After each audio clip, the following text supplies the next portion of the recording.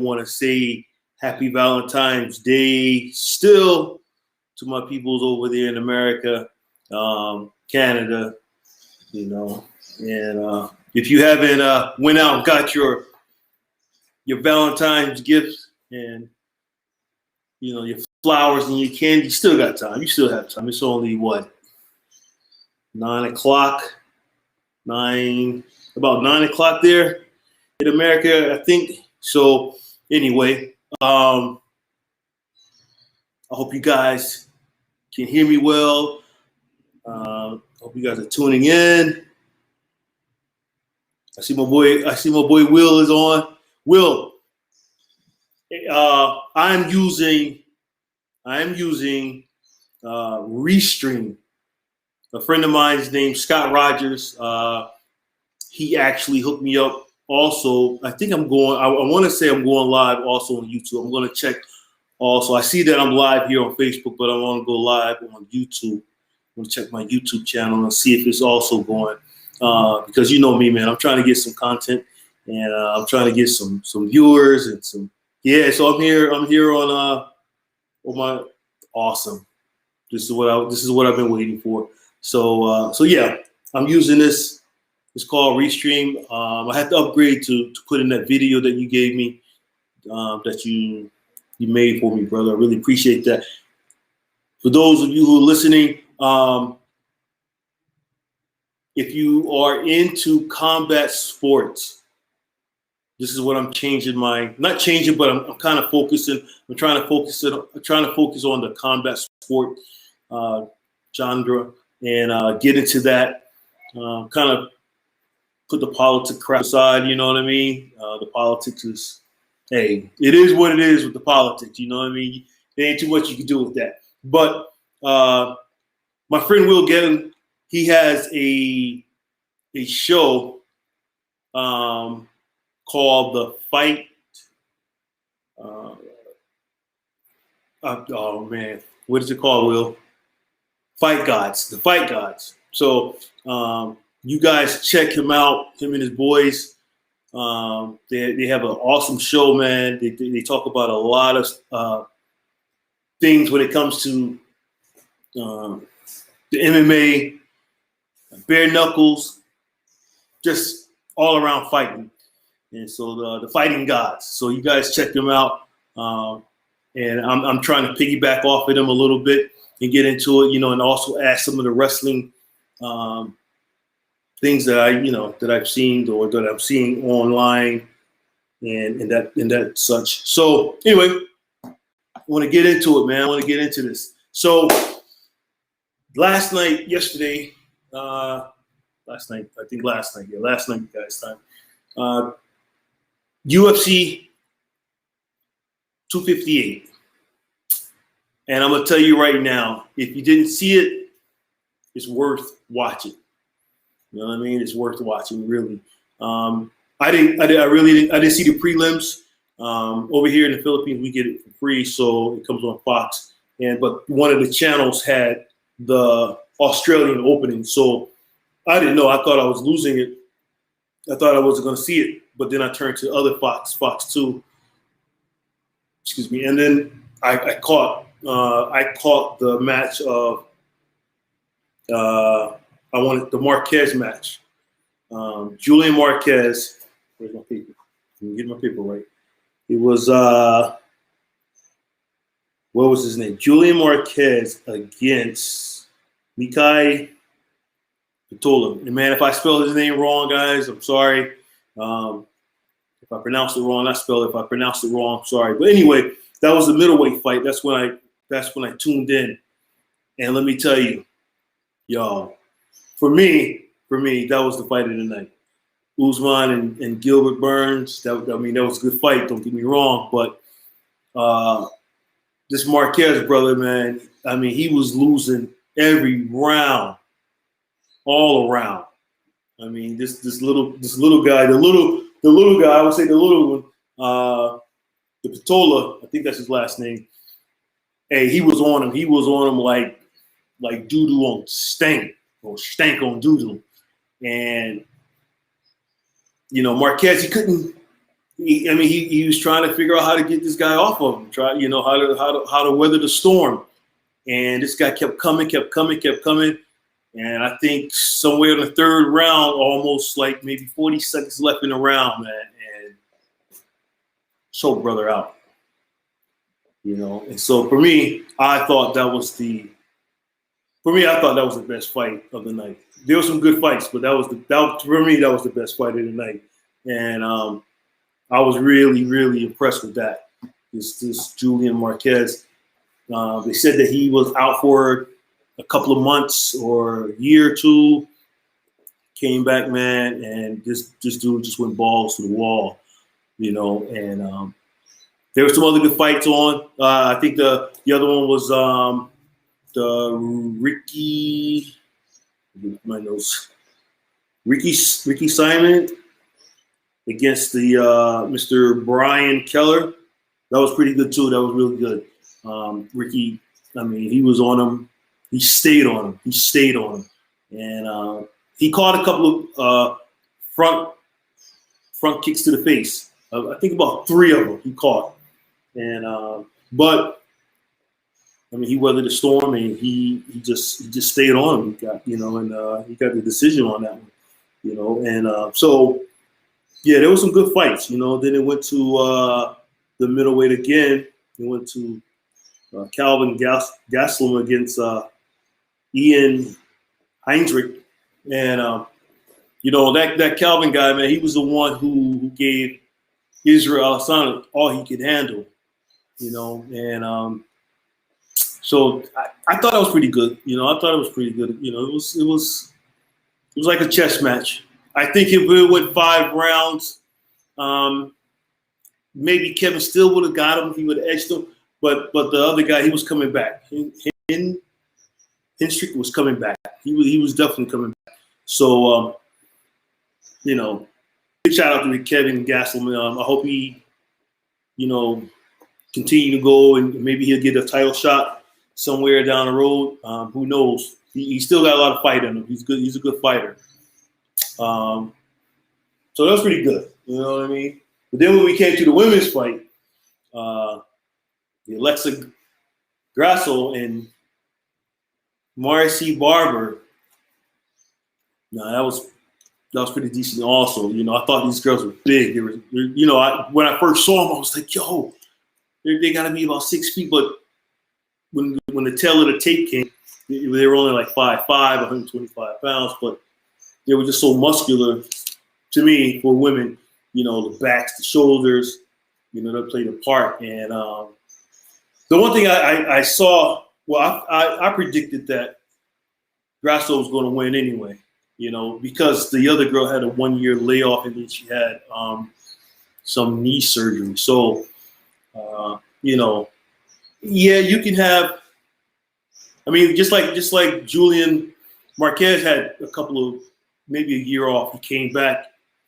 Once you take a year off, it's really hard to get back in there and fight at the way that you were before.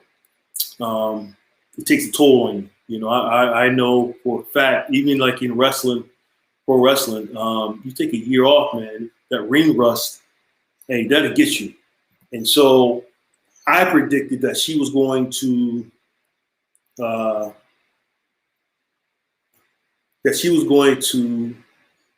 win the Marcy Barber. I predicted that she was going to lose, and the Grasso was going to win. And sure enough, she did. It was tough. It was a tough fight. As all these fights are tough, and but she edged it out. She edged it out. And then you got to the main event, and Usman, man. He got stunned there for a second. I was like, yo, Gilbert hit him. That was it. I was like, but he weathered the storm, and I think he took it from granted. He took his old training partner for granted. And once he got hit, once he got tagged, there was no coming back. He was just like, that's it. It was like a light switch just went off, and he he went in on Gilbert. You know what I mean? And a lot of people say that Usman was boring and this and that. To me, if the promoter, it's also in the promoter. It's not all in the promoter. It's some in the promoter and some in the fighters too. But if the promoter don't put their resources behind you and don't give you that spotlight to shine, then yeah, it's gonna fade. It's like the heavyweight champion. I cannot pronounce his name, man. Stipe. That's all I know. You don't hear nothing out of him, right? Yeah, he's not a talker. And then anytime you're dealing with sports or any type of fighting, boxing, any even basketball, you have to have people want to see some type of showmanship. And Usman, he's mild mannered, I think. He talks a little game, but he's not a Conor McGregor. Hell, none of them really are. None of them are really like Conor. Conor made his. Conor could fight, but he also can sell. He sold himself. He sold himself. He sells himself to you to buy his pay-per-views. And so, if you're a fighter and you are trying to make some money, you got to take it. You got to take that page out of the wrestling book, man, and you got to have that gimmick. You got to yap, and that brings people in, whether you are heel or face. You got to, unless you're like even Brock Lesnar. Brock Lesnar was, badass, but he really didn't have a mouthpiece. But when he spoke like, "I'll kick your, I'll kick your ass, whatever. Come get it." And that's what made him the heel of the heavyweight division. And so he just put asses in seats, and that's what it's all about, And Usman, great fighter. I think he needs a little bit more showmanship, out there to boost up his brand, and a lot of these fighters do. UFC, that's the thing with UFC. The card, a lot of people probably say it was lackluster. But the thing is, you have to build up your whole roster on the UFC. You have to build them up. You have to make stars out of them. The days of Tito Ortiz and guys like that, and Randy Couture, guys who can just come in and they just ooze with Bravo, with machismo and machismo and bravado. Those days are like these guys now. They don't have that. They don't have that. You have a couple of them. Jorge Masvidal has it. Of course, Conor has it.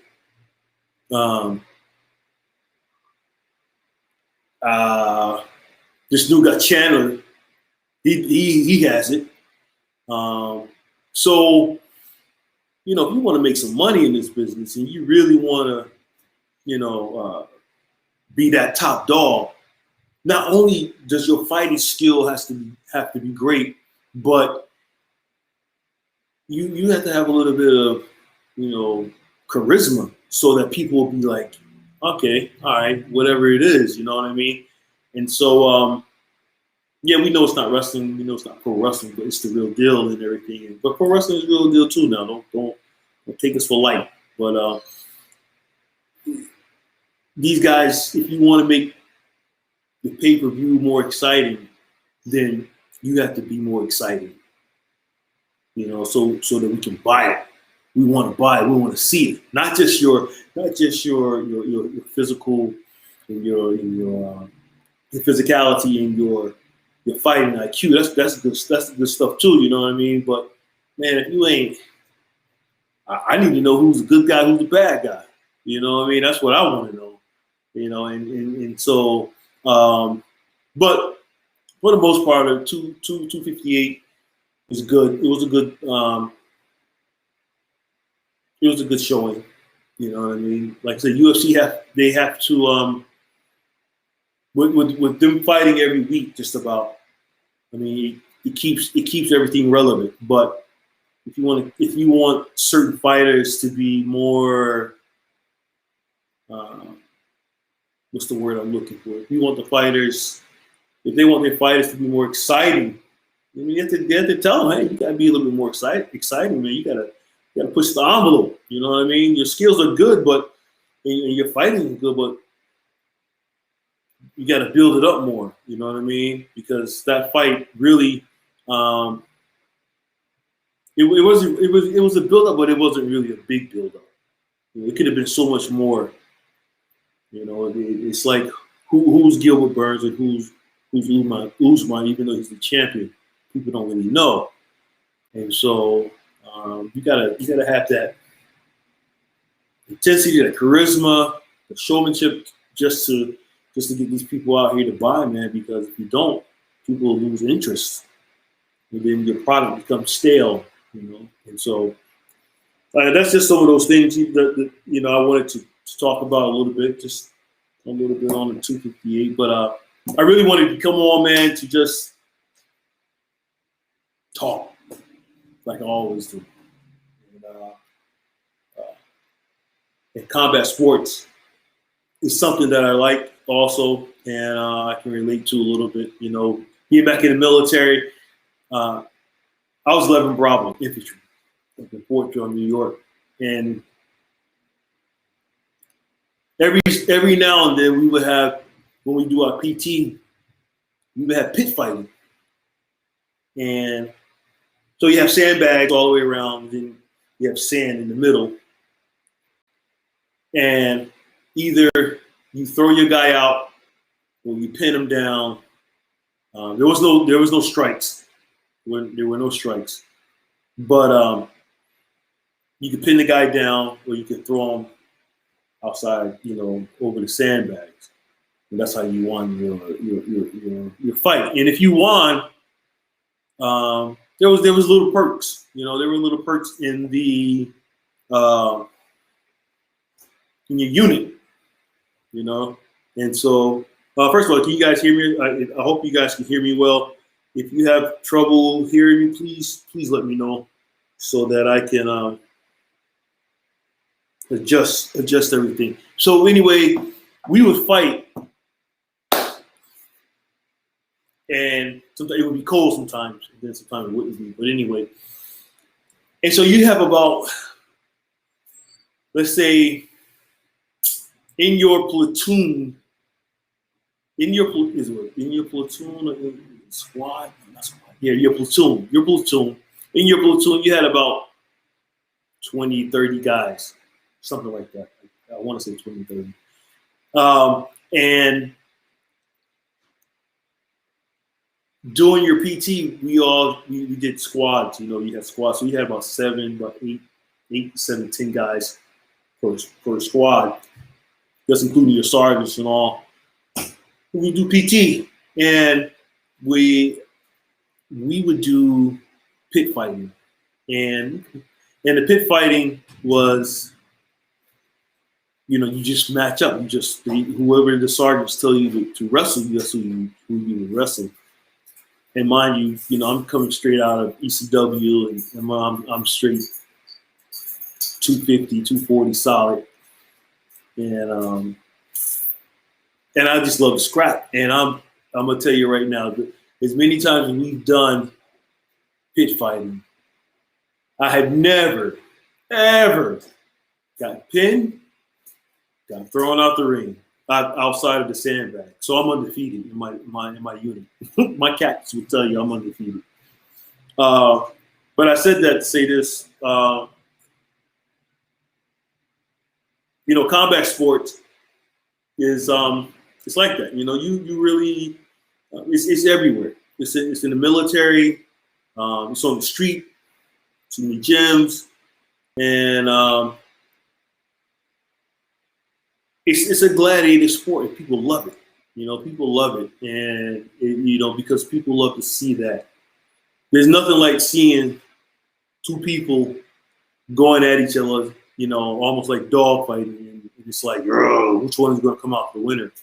People may say, oh, dog fighting is this and dog fighting. Yeah, that's another story. But when humans do it, it's just one of those things, man. It's actually worse than the dog fighting. You know what I mean? But it is a gladiator sport, and UFC have shown that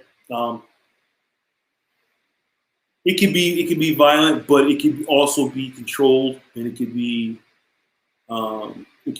be something that's nice. So it's nice to do, nice to try, nice to have, to see. Shall I say? And I said that to say this, that there's a new sport that's coming out. Well, it's already out. It's been out longer than UFC actually, but it's not the actual on television, but the fighting system itself, which is bare knuckle fighting. And I'm just getting into that. Like I said, my friend Will Getling, he got me hooked on this thing, man. We can't view it here in the Philippines, but I do check it out on YouTube. And let me tell you something. It's 5 rounds, 2 minutes. It's almost like Tough Man, and I did Tough Man.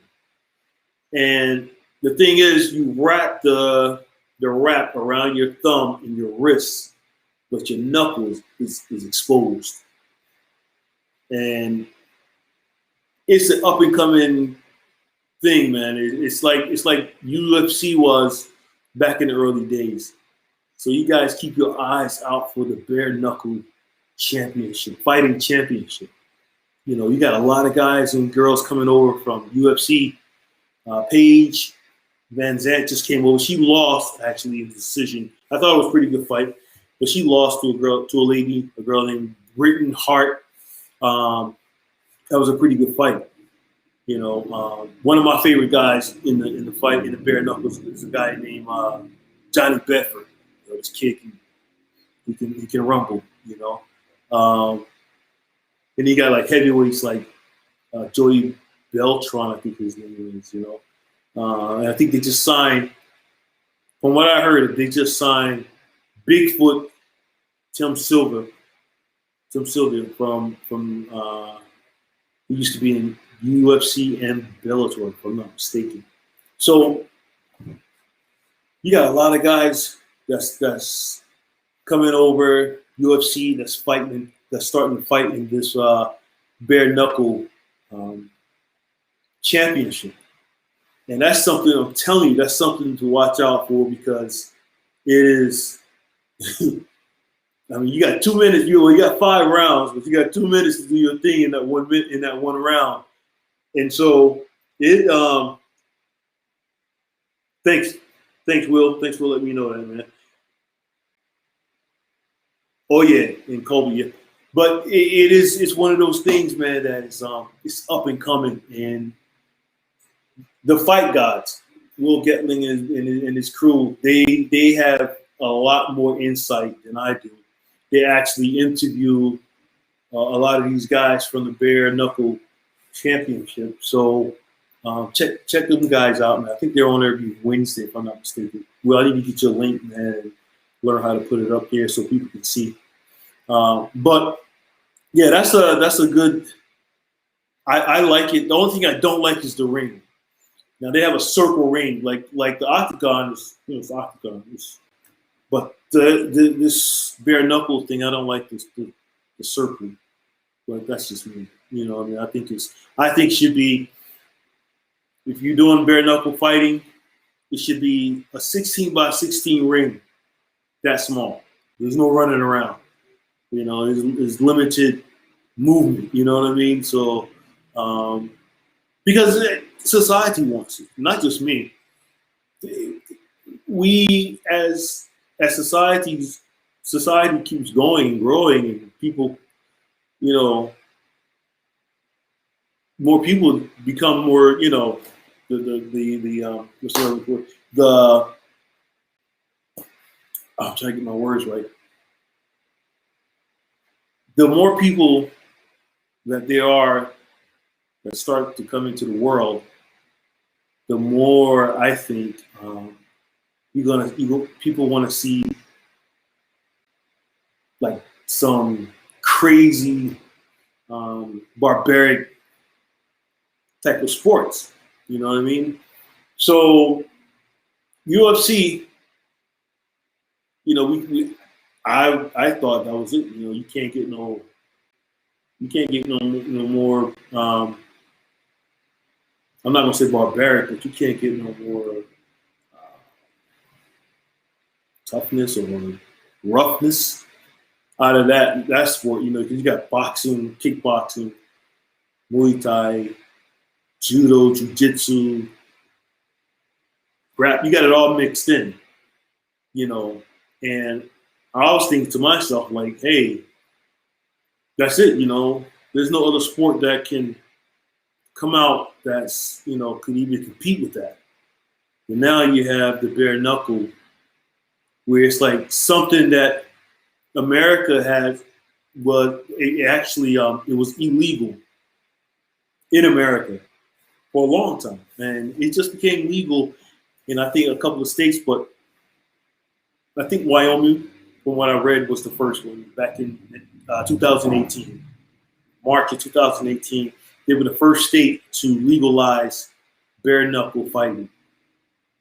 So, a lot of people say that's some hillbilly shit, but it's up and coming. That's a fight that is it's where it all stems from.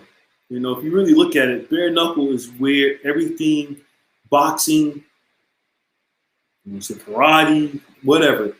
I mean, there were no pads. There were no, back in the day, it was just your knuckle, And so we used to say a thing back when I was coming up, knuckleball, beat 'em all, and it's similar. It's sort of like that, And it's just an up and coming fight sport that I like.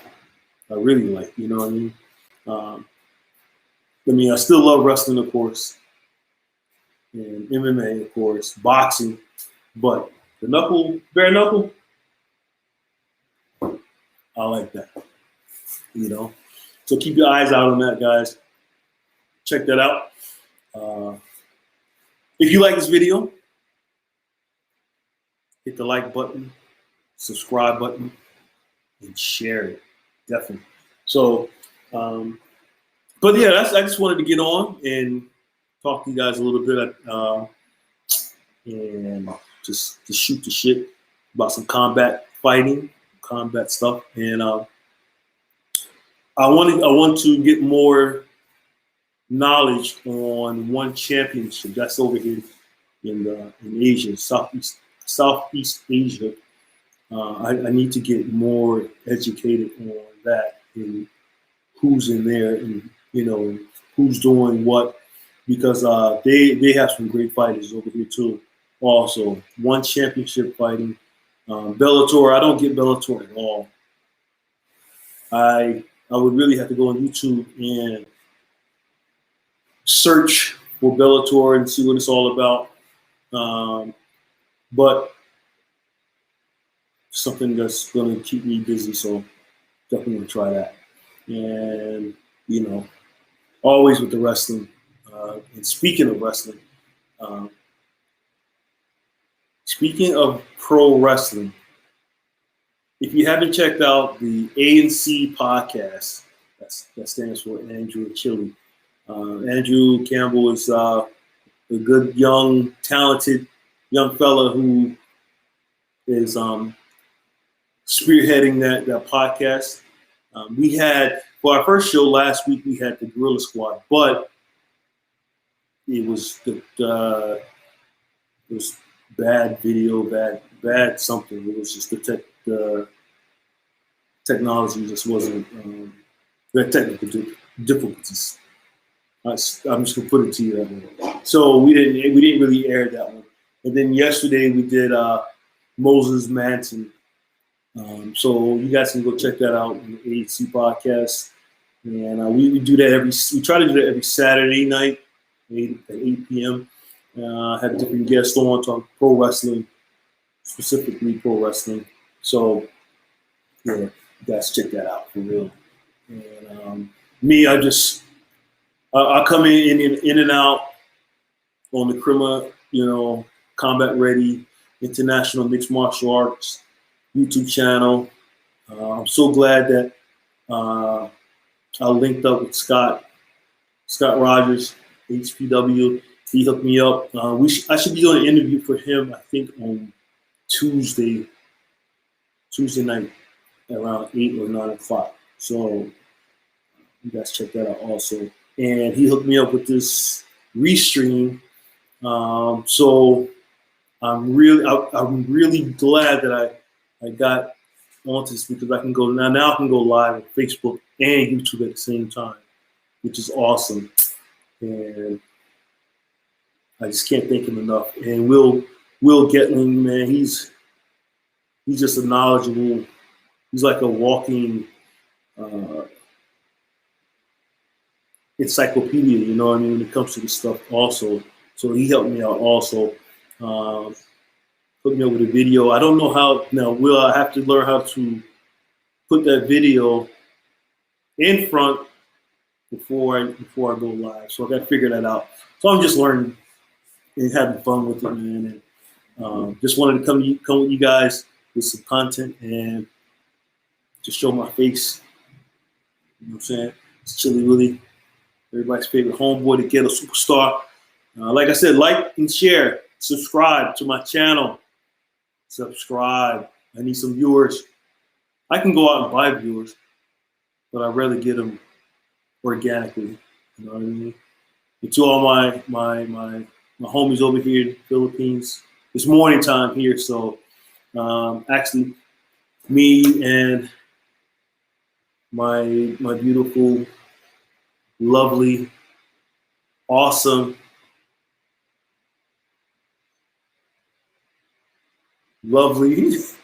awesome friend.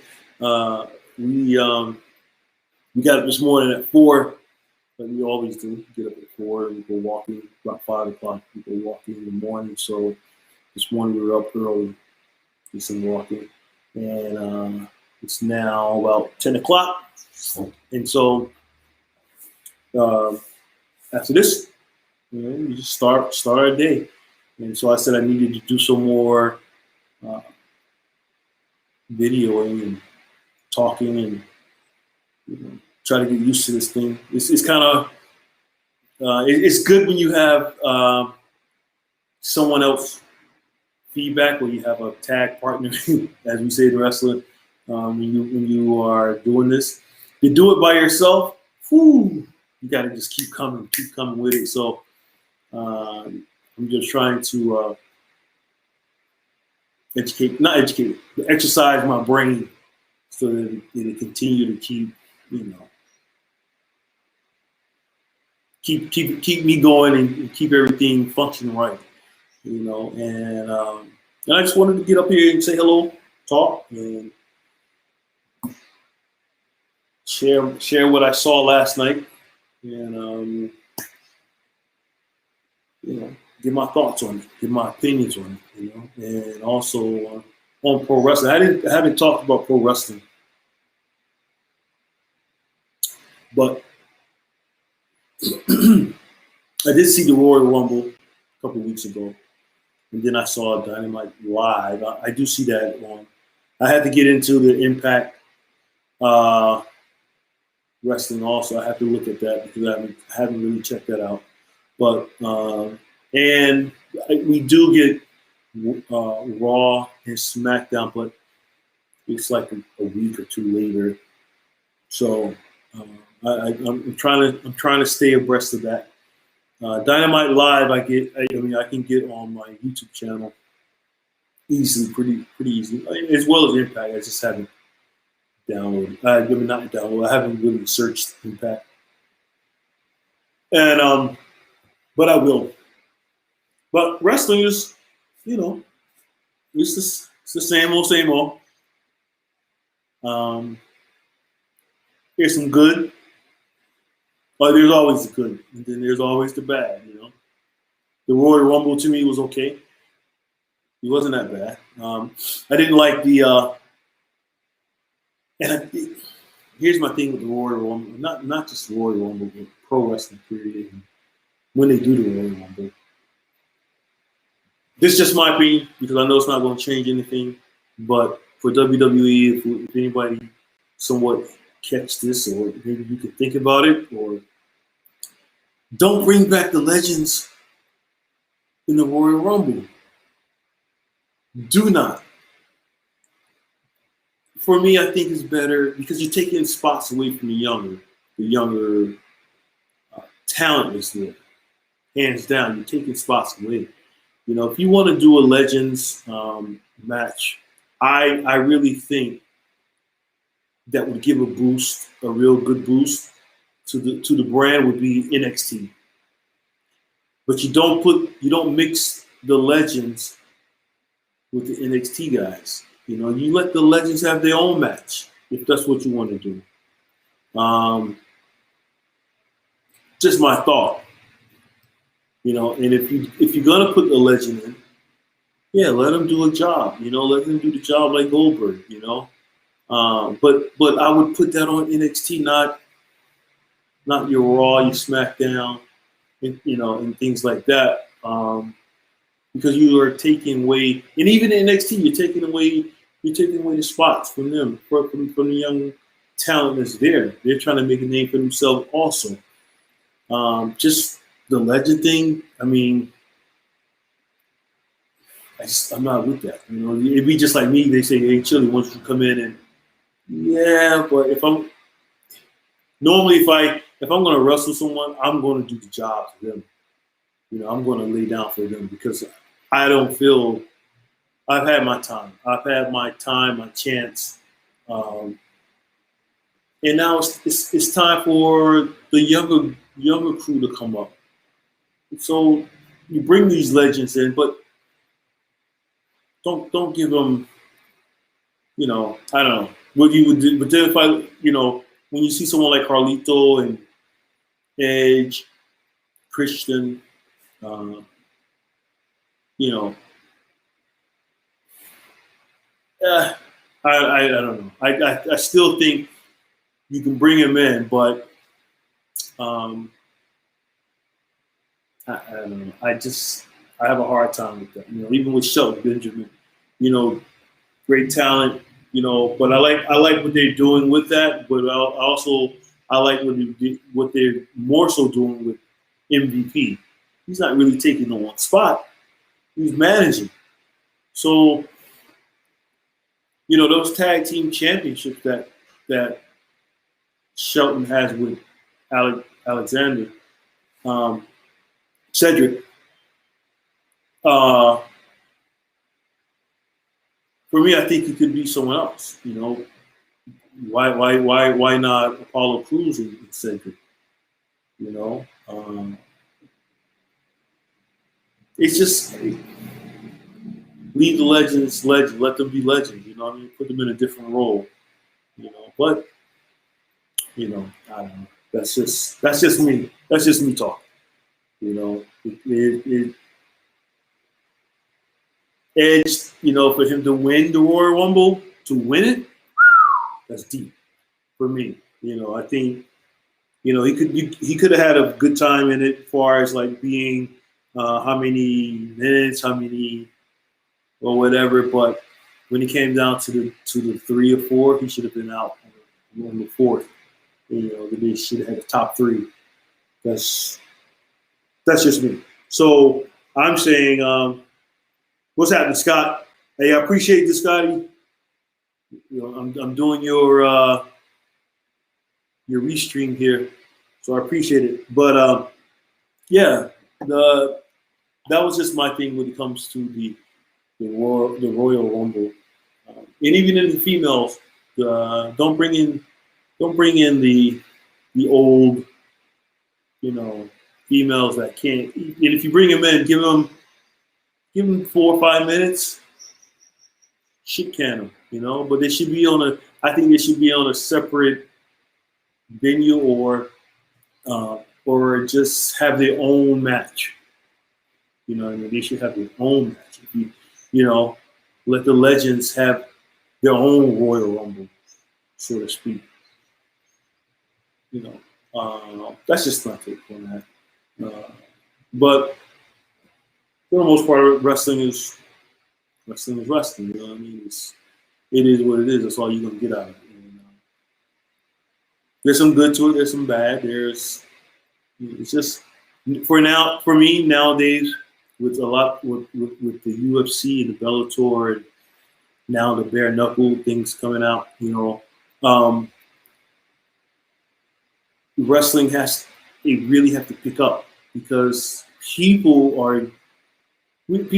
already know what it is. We know what it is, but it's still a game changer. Pro wrestling is still fun to watch. It is.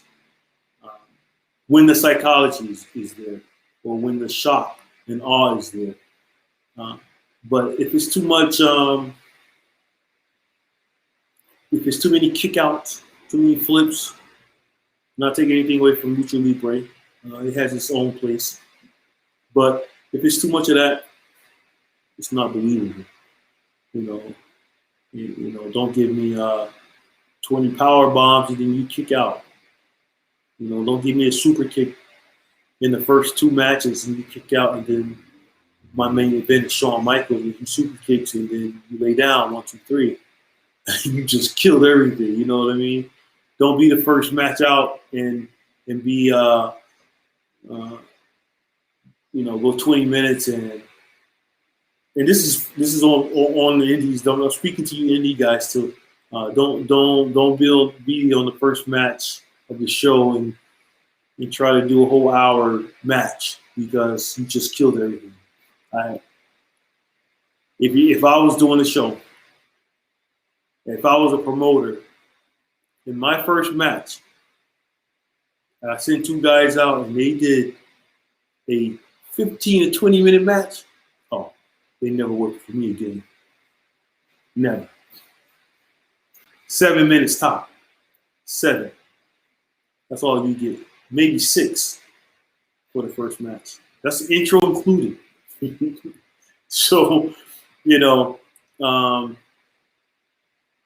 but of course in WWE and things like that, they don't have, they're pretty smart when it comes to that. The storylines build up, of course, because it's television, But yeah, I'm just rambling right now. But going into the indies, if you're on an indie show and you are doing things like that, you're way out of line. And if you're a promoter, you see that and you don't say anything, you're dumbass, And then also, I want to touch on something really quick is the pay scale when it comes to not pay scale, but paying your wrestlers. Since when, or not since when, but why is it there's a stigma of I'm a promoter, but I only get I can just I'll just pay you $5, $20 to do a show. Where did that come from? If you're a promoter, you have money to promote a wrestling show. If you have money, you should have money set aside already to pay your wrestlers. That's just promoting 101. If you don't, what's the point? What's the point of having a show? You have to have money to pay the venue. You have to have money. If you don't have a ring, you have to rent a ring. And so just those 2 alone could cost you almost $1,000. But you don't have money to pay your wrestlers. But if you bring in a big name, you'll pay that wrestler. That's another thing that kills me with wrestling promoters. That's all over the world. You bring in a big name, you'll pay that big name, but you won't pay the guys that you have wrestle for you monthly, week after week, or month after month. That right there, that's some nonsense. If I'm a wrestler and I agree to that, then there's something wrong with me. You know, you should slap that promoter straight out. Don't bring in a high price name. You're gonna pay him or her X amount of dollars, but you won't pay your guys $50. Yeah, you're gonna pay if you're gonna bring in someone higher, you pay them. Okay, that's good, but then your seasoned guys that you use constantly all the time, they should be getting paid well too. Maybe not as much as that veteran, because that veteran has been around. He's trying to,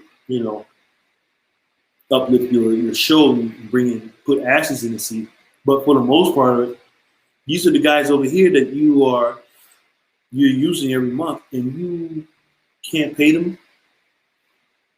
You have no business being a promoter at all. So that's just one of my pet peeves there, because a lot of people are they just think that they can just wake up one day and just buy a ring, and daddy got money and he can help me buy a ring, a 18-foot ring, 18 by 18 or 16 by 16, 20 by 20 ring, and I know someone I could put it up in a there actually should be a license to become a promoter, like almost like a boxing, like a commission. Wrestling should have a commission. I mean, a real commission. That's something that we should really think about having and doing, because the things that's going on in wrestling is crazy. Especially now, people are having with this COVID thing. And I don't know how this thing is going to play out when things get back to semi-normal. But maybe every wrestler needs to be vaccinated. That's something we need to think about. Also, I'm not getting vaccinated. That's just me. But I'm just saying, if you want to wrestle, I think that's what needs to happen, because, and then the government might say that. Not just the promoter should say that, but a government official might say that. Who knows? And then I think that to be a promoter, I think really you should there's a class that you should take, and you should be licensed every year, every 2 years, pay a fee. Be licensed, because anybody could just have a wrestling show. Anybody, and that's what they're doing. But I don't know if that'll ever change. Who knows?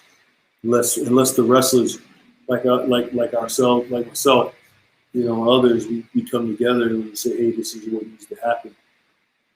And there needs to be a committee, a pro wrestling committee, that would challenge these guys, and that would we need to make a law. We need to have our own law, like the Democrat Party, the Republican Party, the Liberal, the Independent Party. It needs to be like that in pro wrestling.